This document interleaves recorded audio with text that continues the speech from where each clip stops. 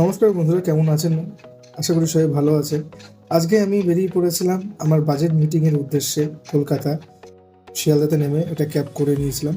Cab করে আমি আমার ডেস্টিনেশন হায়াত রেসিডেন্সি, যে হোটেলটা আমাদের পড়েছিল, এবং সেখানে দেখতেই পাচ্ছেন যে আমরা চাবি নেওয়ার জন্য ওয়েট করছিলাম। আমাদের ম্যাডাম সব চাবি দেওয়ার জন্য বেরিয়েছিল। দেন চাবি দেওয়ার সঙ্গে সঙ্গে একটা ব্যাচ, একটা স্টিকার এবং একটা টি শার্ট আমাদেরকে দিয়ে দিয়েছিল। যে সন্ধেবেলায় আমাদের একটা বড় পার্টি ছিল, যেটা দেখতে পাচ্ছেন। এবার আমি দেখাচ্ছি আপনাদেরকে যে আমি যে রুমটাই ছিলাম সেই রুমটা আপনাকে দেখাচ্ছি।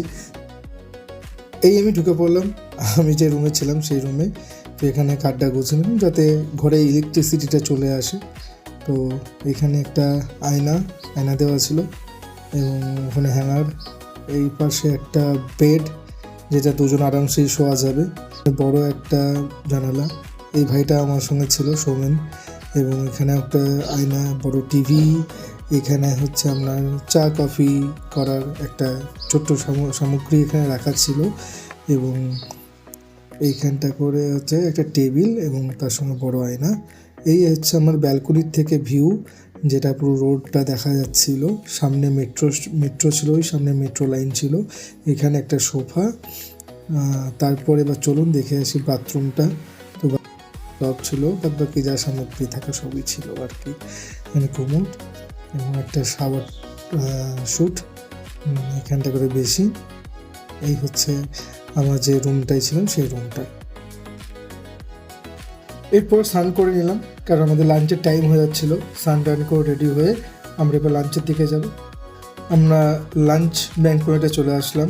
এরপর খাবার দাবার নিয়ে আমরা লাঞ্চ শুরু করি। অলরেডি পক্ষে অনেকজনই চলে এসছে। তো আমি সেদিনকে জাস্ট মাংস আর ভাতই নিয়েছিলাম, বেশি কিছু খাইনি, কারণ সন্ধ্যাবেলাতে আরও অনেক কিছু ছিল। তো ছোট্ট করে একটু ভিউটা দেখিয়ে নিচ্ছে হোটেলের। দুর্দান্ত হোটেল, আপনারা সবাই জানেন যে হায়াত রেসিডেন্সি একটা বিরাট বড় হোটেল। তো একটু দেখিয়ে নিই আমাদেরকে হোটেলটা। আমাদের যে এম্পাওয়ার মিটিং ছিল সেই ভেন্যুতে যাওয়ার জন্য আমাদের কোম্পানি বাস করে দিয়েছিল। তো আমরা সবাই বাসে উঠে পড়েছি।